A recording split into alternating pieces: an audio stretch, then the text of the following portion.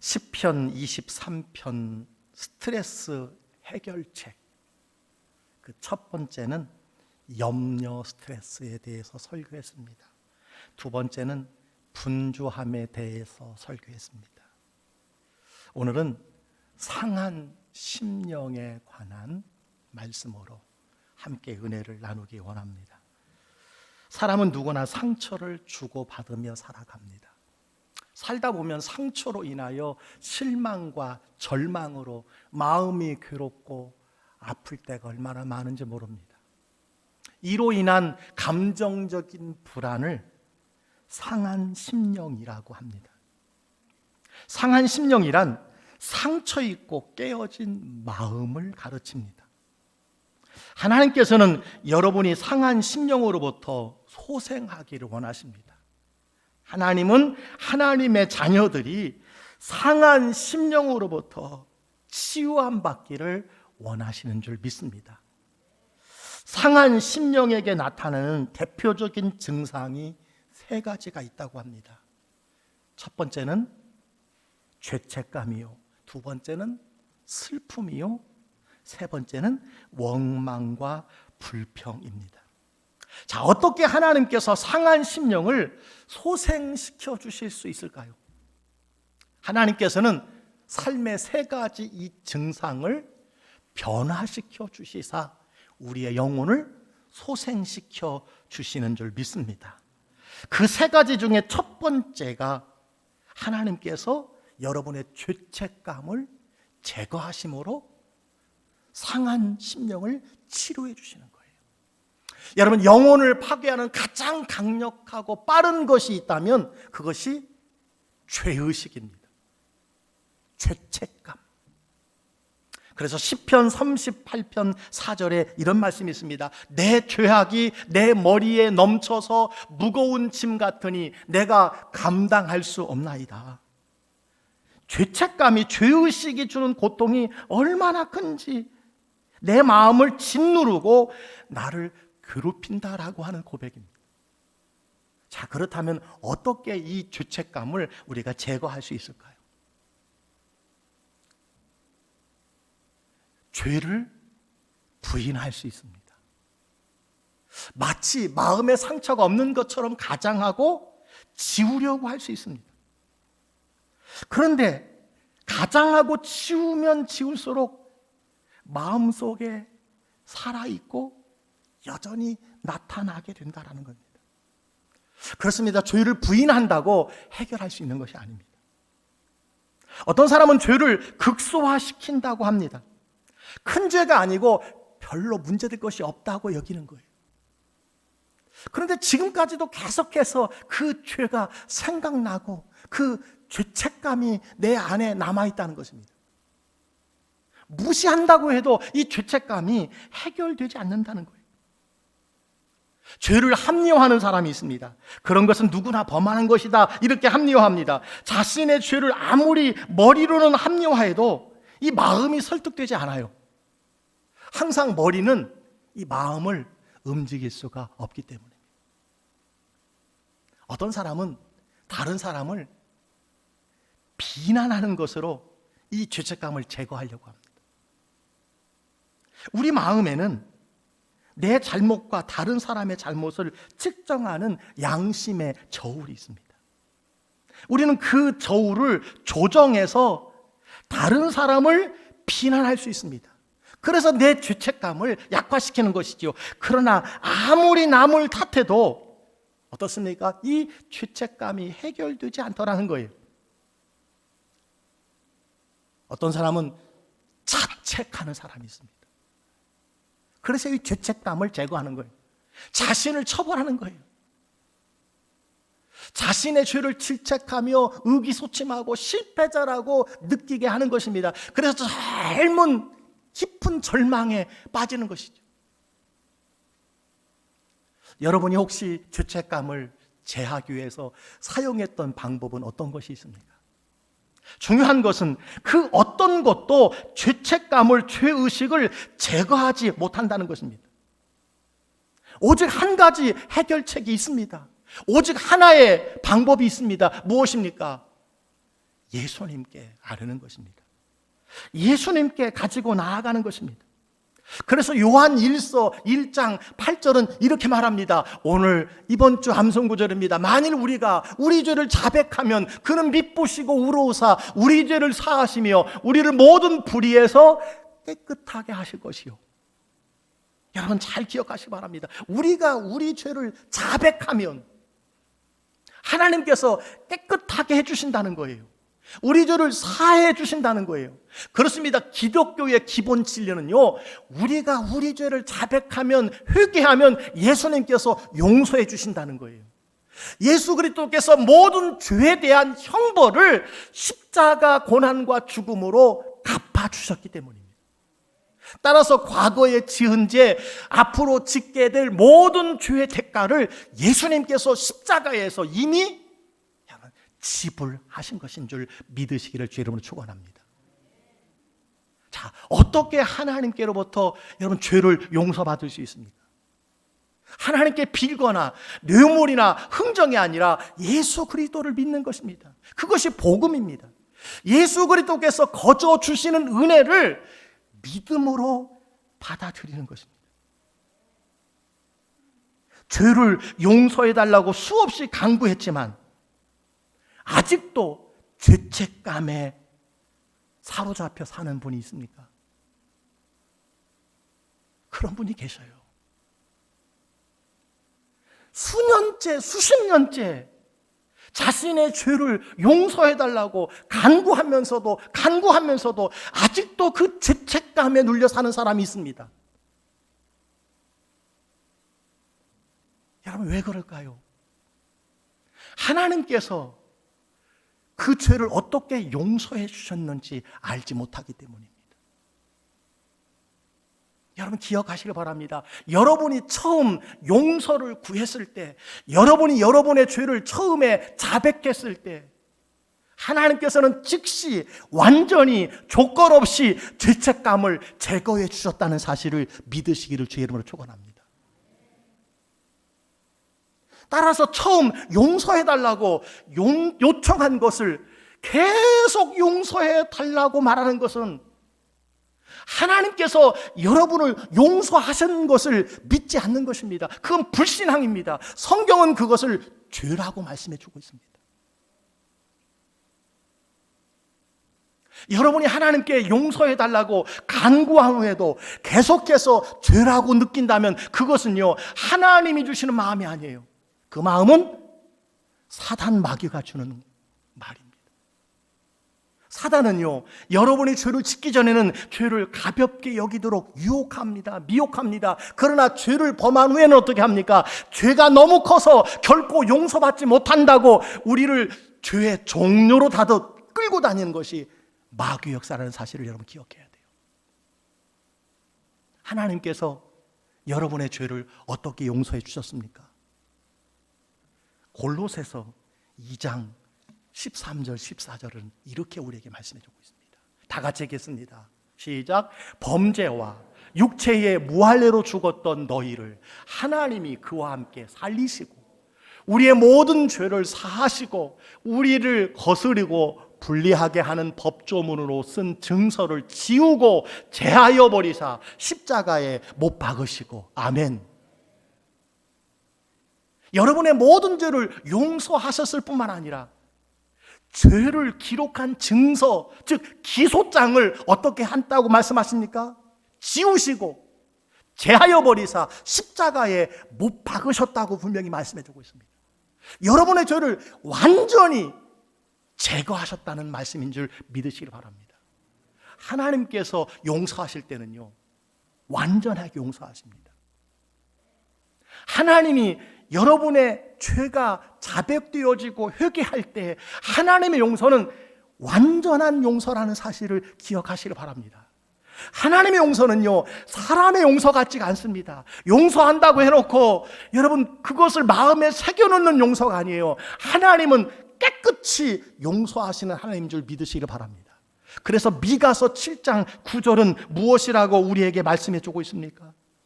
다시 우리를 불쌍히 여기셔서 우리의 죄악을 발로 밟으시고 우리의 모든 죄를 깊은 바다에 던지시리다 라고 말씀해 주고 있습니다. 여러분, 하나님께서는 여러분의 죄악을 발로 밟으신다는 거예요. 왜? 다시 꿈틀거리지 않도록, 다시 살아나지 않도록, 다시 기억나지 않도록 발로 밟으신다고 말씀해 주셨습니다. 더 중요한 말씀은 깊은 바다에 던져버린다고 말했어요. 발로 밟고 깊은 바다에 던진다는 것은요, 재론하지 않겠다는 거예요. 여러분, 세계에서 가장 깊은 바다가 마리아나 해구의 그 깊이가 11,033m라고 합니다. 11,033m 밑에 가라앉은 깊은 바다에 던진 그 죄를 누가 건져올 수 있습니까? 여러분, 40m 밑에 있는 세월호도 2년 동안 건지지 못했습니다. 우리 죄를 누가 재론할 수 있느냐는 거예요. 완전히 용서한다, 잊어버린다, 기억하지 않는다, 하나님의 약속인 줄 믿으시길 바랍니다. 그런데 어떤 사람들은요, 죄를 하나님께 자백하고 또 회개하고, 자백하고 또 회개하고, 10년 전에 자백하고 또 회개하고, 5년 전에 자백하고 또 회개하고, 작년에 자백하고 또 회개하고, 반복해서 왜 자백하는 것입니까? 왜 그럴까요? 하나님의 사랑과 예수 그리스도의 십자가와 고난을 믿지 않으면, 사단의 거짓말에 속아 살기 때문이에요. 너의 죄는 용서받지 못했다, 너의 죄는 용서받지 않았다, 예수 십자가가 너의 죄를 용서받지 못하게 한다, 속이는 거라는 사실을 여러분 기억해야 합니다. 우주를 창조하신 여러분을 만드신 하나님께서 여러분이 회개하고 자백한 것은 잊어버리신다고 약속해 주셨습니다. 믿으시기를 주의 이름으로 축원합니다. 믿으시기를 주의 이름으로 축원합니다. 더 쉽게 말하면 그 죄의 대가가 지불되었다는 거예요. 값을 치른 겁니다. 예수님께서 십자가 위에서 마지막 말씀이 무엇입니까? 다 이루었다. 다 이루었다. 무슨 말씀이에요? 다 갚았다는 거예요. 여러분의 모든 죄 다 십자가에서 갚으셨습니다. 예수님께서 십자가에 죽으실 때 여러분도 함께 죽었습니다. 따라서 여러분의 죄도 여러분 용서받은 줄 믿으시기를 바랍니다. 여러분, 세상에서 아무리 큰 사건이라도, 아무리 큰 잘못을 저질렀어도요, 그 사람이 죽으면 혐의 없음입니다. 혐의 없음이에요. 우리가 예수님과 함께 십자가에 죽었습니다. 죄가 용서받은 줄 믿으시기를 바랍니다. 예수님이 친히 그 값을 치른 줄 믿으시기를 바랍니다. 여러분은요, 그래서 예수님 짤이에요. 예수님을 내어주고 여러분이 용서받고 새 생명을 얻었기에 여러분은 값으로 따질 수 없는 예수님 짤이 인생인 줄 믿으시기를 바랍니다. 우리의 허물과 죄의 대가를, 형벌을 예수님이 십자가 위에서 다 지불하셨어요. 그런데 아직도 용서받은 죄를 가지고 괴로워하는 사람이 있다는 거예요. 슬퍼하는 사람이 있다는 거예요. 하나님께서 잊어버리셨는데, 하나님께서 기억하지 않으시는데 왜 두려워하느냐는 겁니다. 하나님께서 문제없다는 것들을 가지고 왜 자꾸 자신을 괴롭히냐는 거예요. 여러분, 이건 마귀 역사입니다. 사단의 역사예요. 여러분이 자백한 것을, 용서받았다는 것을 믿지 못한다면 어떻게 되겠습니까? 여러분이 잘못한 것마다 하나님께서 여러분에게 보복하시고 복수한다고 생각하게 될 것입니다. 불안해서, 두려워서 여러분 어떻게 살아갈 수 있습니까? 여러분이 믿는 하나님은 그런 하나님이 아니라는 사실을 기억하시길 바랍니다. 예수님께서 지불하셨기 때문에 여러분이 또다시 지불할 필요가 없습니다.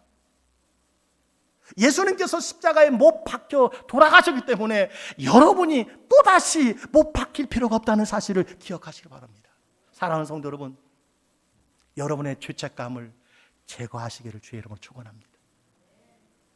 그래서 상한 심령이 회복되시기를 주의 이름으로 축원합니다. 두 번째 증상이 있습니다. 우리의 슬픔입니다. 하나님께서는 여러분의 슬픔을 제거하심으로 말미암아 상한 영혼을 치료해 주신다는 거예요. 우리는 살아가면서 상처를 주고 받습니다. 자기 탓일 때도 있고 다른 사람 때문에 상처를 받는 경우도 있습니다. 분명한 사실은 우리가 상처를 받으면 여러분 외로움을 느낀다는 겁니다. 어느 날은 이유도 모르게 외롭다, 혼자다, 아무도 없다, 하나님께 버림받았다라고 하는 느낌을 가질 때가 있습니다. 어떤 날은 마음이 찢어질 듯 그 상처 때문에 아프고 절망에 사로잡힐 때가 있습니다. 한 성도님이 작년에 이런 카톡 문자를 저에게 보내주셨어요. 지금은 그분이 깨끗이 회복되었기 때문에 제가 소개할 수 있습니다. 제가 그대로 여러분에게 한번 읽어드리겠습니다. 사랑하는 목사님께 작년에 20년간 함께 살아온 결혼 생활을 끝내고 말았습니다. 이혼하지 않으려고 노력했으나 견딜 수가 없었습니다. 지금 누구도 나를 이해하지 못합니다. 목사님께 이런 글을 쓰는 것은 제 마음을 나눌 수 있는 사람이 아무도 없기 때문입니다. 저는 너무나 마음이 상하고 미래도 막막하다고 생각하며 절망감에 빠져 있습니다. 제 마음은 슬픔에 잠겨 있고 외로움으로 신음하고 있습니다. 저는 하루에 일을 끝내고 빈집에 가서는 하루 종일 울 때가 많습니다. 제가 우는 것을 들어줄 사람도 없습니다. 사람들은 자신들의 일로 너무 바쁩니다. 제가 순간순간 끌려가는 삶을 살고 있다고 생각합니다. 저는 어느 순간에는 삶을 포기하고 싶도록 힘들 때가 있었습니다. 그러나 감정적으로 이 상처를 입어 고칠 수 없다고 생각합니다. 과거로 돌아갈 수도 없습니다. 목사님, 제발 상처받은 제 마음을 도와주세요. 이런 여러분 글이었어요. 여러분, 우리 주변에 크고 작은 여러 가지 이유로 상처를 받으신 분들이 참 많습니다. 상처를 다른 사람보다 더 많이 받는 분이 있어요. 또한 상처를 아주 주는 것이 전문가인 것처럼 상처를 주는 사람이 있습니다. 여러분께 드리고 싶은 말씀이 있어요. 하나님께서는 여러분의 상처를 아신다는 것을 제가 말씀드립니다. 하나님은 아셔요. 아울러 목회자들은 여러분들의 상처와 위기를 돕기 위해서 항상 가까이 있다는 사실을 기억하시기 바랍니다. 여러분은 슬픔이 극에 달할 때 무엇을 하십니까? 자신을 불쌍하게 여기십니까? 과거를 후회하십니까? 내게 상처 준 사람을 다시는 만나지 않으리라 멀리 도망치고 맙니까? 여러분의 영혼을 소생시키는 효과적인 방법이 있습니다. 여러분의 슬픈 마음을 제거해 주실 수 있는 분, 여러분 오직 예수님 분이라는 사실을 기억하시길 바랍니다. 성경의 많은 인물 중에 슬픈 일을 많이 당한 대표적인 사람을 저는 다윗이라고 생각합니다. 그는 큰 슬픔 중에 시편 31편 9절에 이렇게 외쳤습니다. 여호와여, 내가 고통 중에 있사오니 내게 은혜를 베푸소서. 내가 근심 때문에 눈과 영혼과 몸이 쇠하였나이다. 다윗은 자신의 죄 때문에 영혼력이 큰 고통을 당하고 있다고 고백하고 있습니다. 우리도 자신의 어리석은 행동으로 상처를 받습니다. 때로는 사랑하는 사람들이 받는 고통 때문에 슬픔에 빠집니다. 때로는 사랑하는 자가 세상을 떠나 그것 때문에 슬픔에 잠깁니다. 여러분, 다윗은 여러분이 어떻게 슬픔을 해결할 수 있는지 사무엘하 12장에서 가르쳐주고 있어요. 그는 밧세바와 간음 후에 죄책감에 사로잡히게 되었습니다.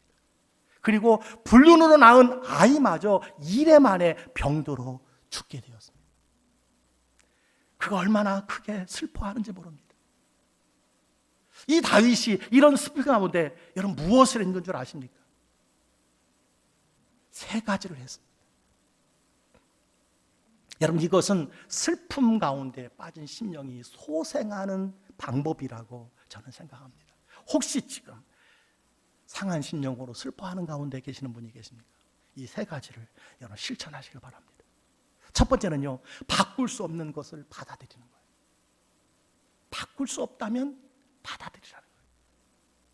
사무엘하 12장 여러분 22절로 23절에 여러분 이렇게 말씀하고 있습니다. 아이가 살았을 때에 내가 금식하고 온 것은 혹시 여호와께서 나를 불쌍히 여기사 아이를 살려주실는지 누가 알까 생각하거니와 지금은 죽었으니 내가 어찌 금식하랴 내가 다시 돌아오게 할 수 있느냐. 여러분이 부모나 자녀나 동업자나 친구들에게 상처를 받고 슬퍼할 수 있습니다. 그러나 아무리 슬퍼할지라도 바꿀 수 있는 것이 있고 바꿀 수 없는 것이 있습니다. 여러분, 과거는 바꿀 수 없습니다. 이미 받은 상처는 바꿀 수 없어요. 지울 수 없습니다. 자신의 영혼을 치유하는 첫 단계가 무엇이냐? 바꿀 수 없는 것을 받아들이는 거예요. 받아들이는 겁니다. 내 태생과 배경을 바꿀 수 없습니다. 지나간 과거에 받은 상처를 바꿀 수 없습니다. 변경할 수 없는 것 있다면 여러분 어떻게 해야 돼요? 바꿔야 합니다. 받아들여야 합니다. 여러분, 큰 슬픔 가운데 있습니까? 바꿀 수 없다면 그 받아들이세요. 인정하세요. 두 번째는요, 사실을 받아들이고 기도하는 거예요.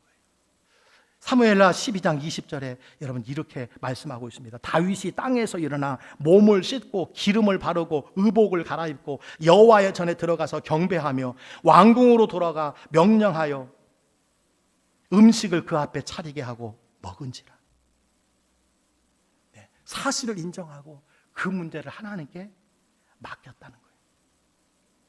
산후라면 누구나 고통을 피할 수 없습니다. 그러나 고통이 있다고 불행한 것은 아닙니다. 불행은 우리가 선택할 수 있습니다. 성경은요, 슬픈 마음 있는 사람들 하나님께 맡기라고 권면하고 있습니다. 주님, 이 슬픈 상황을 통해서 역사하여 주시옵소서 주님께 맡기고 기도하라고 말씀해 주고 있습니다. 여러분, 상한 심령으로 슬퍼하는 가운데 있습니까? 인정하고 하나님께 기도하시기를 주의 이름으로 축원합니다. 세 번째는요, 잃어버린 것이 아니라 남아있는 것에 초점을 맞추는 거예요. 사무엘하 12장 24절은 이렇게 말씀합니다. 다윗이 그의 아내 바세바를 위로하고 그에게 들어가 그와 동침하였더니 그가 아들을 낳음에 그의 이름을 솔로몬이라 아니라 여호와께서 그를 사랑하사. 죽은 아들 계속 생각하면 뭐합니까? 지금 당면한 슬픔을 오랫동안 깨닫고 묵상하고 슬퍼하는 분이 있습니다. 비록 잃어버렸지만 살아있는 한 아주 끝난 것이 아닙니다. 그래서 하나님께서는 다윗에게 솔로몬을 주셨다는 사실을 여러분 기억하시길 바랍니다. 잃어버린 것이 아니라 지나간 것이 아니라 남아있는 것. 여러분 여기에 초점을 맞춘다면 우리가 슬픔을 이길 수가 있다라고 하는 것입니다. 세 번째, 우리가 상한 심령을 가질 때 나타나는 증상 중에 하나가 원망하고 불평하는 겁니다. 하나님께 이 원망과 불평을 여러분 맡기시면 하나님께서 이 원망과 불평을 바꾸어 주실 수 있다는 거예요. 누구나 마음에 상처를 받으면 원망과 불평이 싹트기 시작합니다. 그러나 여러분이 무엇을 선택하느냐에 따라 달라질 수 있습니다. 마음의 상처로 원망과 불평이 가득할 때 여러분 어떻게 해야 합니까? 욥기 5장 2절은 이렇게 우리에게 말씀해 주고 있습니다. 분노가 미련한 자를 죽이고 시기가 어리석은 자를 멸하느니라. 이게 무슨 말씀입니까? 분노의 특징은 다른 사람에게 상처를 주는 것이 아니라 자신에게 상처를 주는 것이 분노입니다. 여러분, 분노의 방향성을 잘 알아야 됩니다. 분노는 자기에게 상처를 주는 거예요. 기억해야 됩니다. 여러분에게 상처를 준 사람은 여러분의 상처에 대해서 전혀 모르는 경우가 너무너무 많아요. 여러분은 그것 때문에 한 달, 두 달, 며칠 밤낮을 잠 못 이루고 살았지만 그 상처를 준 사람은 전혀 모르고 아무렇지도 않게 다리 쭉 뻗고 편히 살고 있는 사람이 많다는 사실을 여러분 기억해야 돼요. 그런데 어떤 사람은 과거에 받은 그 상처를 지금도 묵상하고 지금도 그 상처에 고통을 받고 살아가는 사람이 많이 있다는 거예요. 여러분, 과거는 과거입니다. 여러분이 과거 상처에 분노하지 않으면, 원망하고 불평하지 않으면 과거는 더 이상 여러분에게 상처를 줄 수 없다는 사실을 기억하시기 바랍니다. 어떤 분은요, 이미 남편이 세상을 떠났어요. 자기에게 어릴 때 그토록 청소년 시기에 그토록 상처를 준 아버지가 세상을 떠났어요. 근데 여전히 그 상처를 가지고 살아가는 사람이 있어요. 성경은 무엇이라고 말합니까? 미련하고 어리석은 사람이라고 이야기합니다. 여러분은 원망과 불평을, 분노를 어떻게 다루어야 합니까? 로마서 12장 19절은 이렇게 말합니다. 내 사랑하는 자들아, 너희가 친히 원수를 갚지 말고 하나님의 진노하심에 맡기라. 기록되었을 때 원수 갚는 것이 내게 있으니 내가 갚으리라고 주께서 말씀하시느니라. 원수를 하나님이 갚으신다는 거예요. 맡기라는 거예요. 하나님께 맡기라. 여러분, 이 세상은 죄로 말미암아 공정, 공평, 공의가 다스리지 않습니다. 때로는 선한 사람이 고통을 당하고 악한 사람이 잘 되고 번영하고 즐겁게 사는 경우가 많이 있습니다. 그러나 하나님께서 모든 것을 심판하실 날이 있어요. 하나님이 심판하실 날이 다가옵니다. 따라서 성경은 이런 세상을 살아가는 그리스도인들에게 원망, 불평, 분노, 그리고 복수하지 말라고 말씀해 주고 있습니다.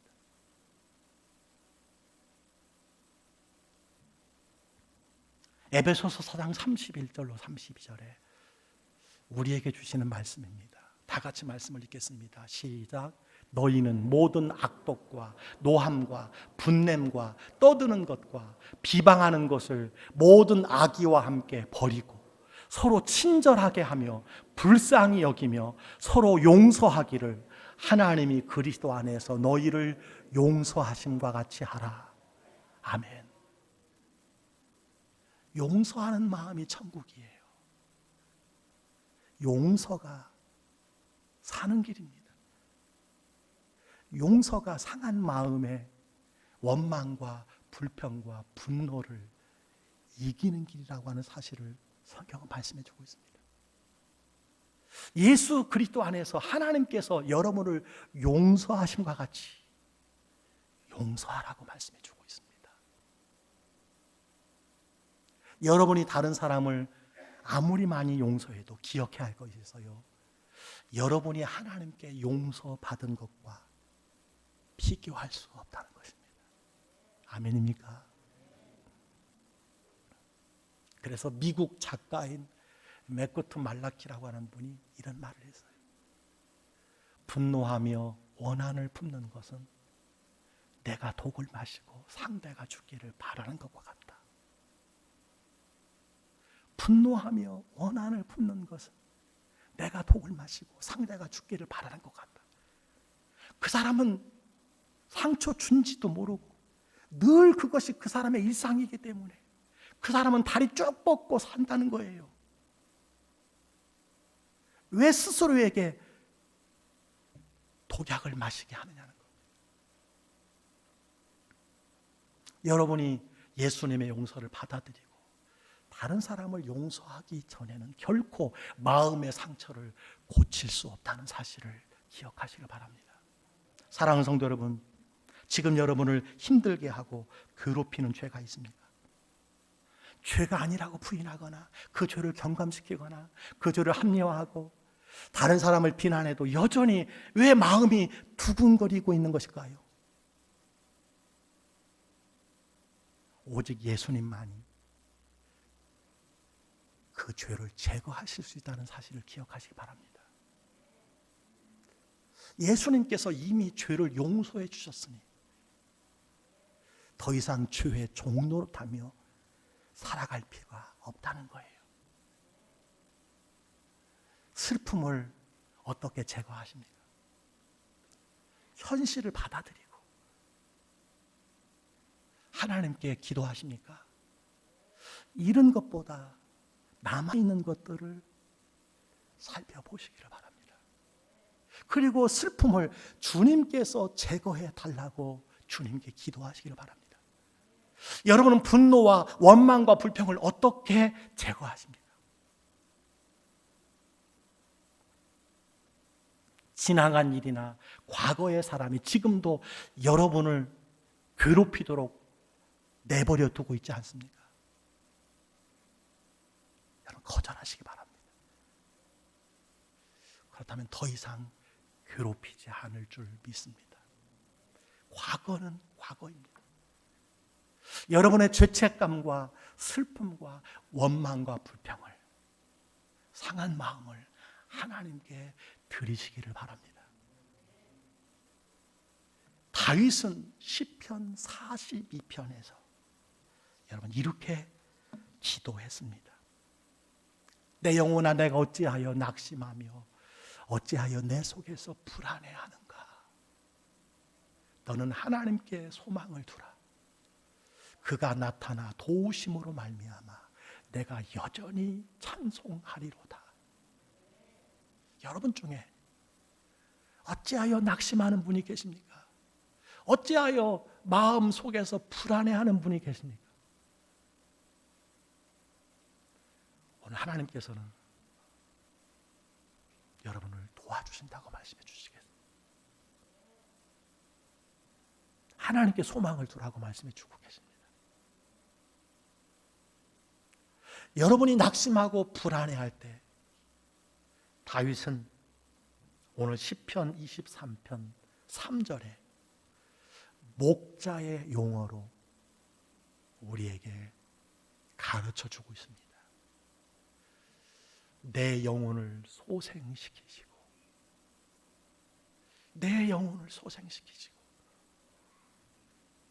여러분 이 표현은 양이 한쪽으로 넘어져 스스로 일어날 수 없는 상태를 나타냅니다. 양은요 태생적으로 내 발이 다 하늘을 향하게 되면 스스로 일어날 수 없는 연약한 동물이라고 합니다. 넘어졌을 때 양이 매 하고 울면서 소리를 지릅니다. 이 상태에 이르면 이것은 완전히 맹수에게 노출된 상태라고 말할 수 있습니다. 나 넘어졌으니 나 아무것도 할 수 없으니 나 잡아먹으세요 라고 하는 표현밖에 들 수 없어요. 이때 다가오시는 분이 계십니다. 목자입니다. 그리고 그 넘어진 양을 일으켜 줍니다. 하나님께서는 여러분의 상한 심령을 이렇게 소생시켜 주시고 회복시켜 주신다는 사실을 믿으시기를 주의 이름으로 축원합니다.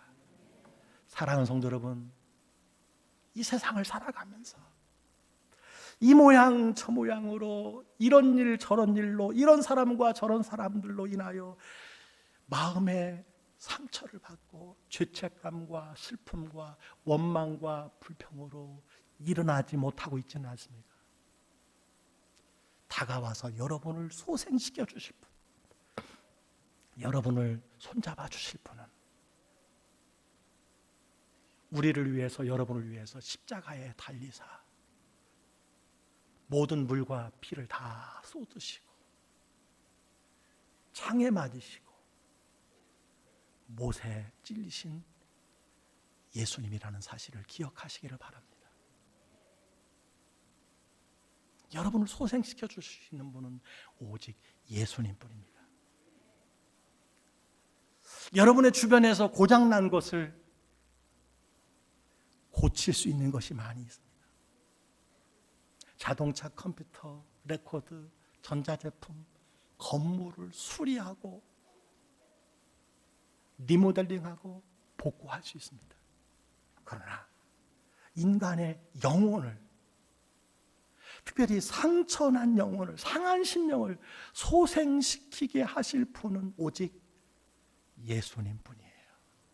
오직 예수.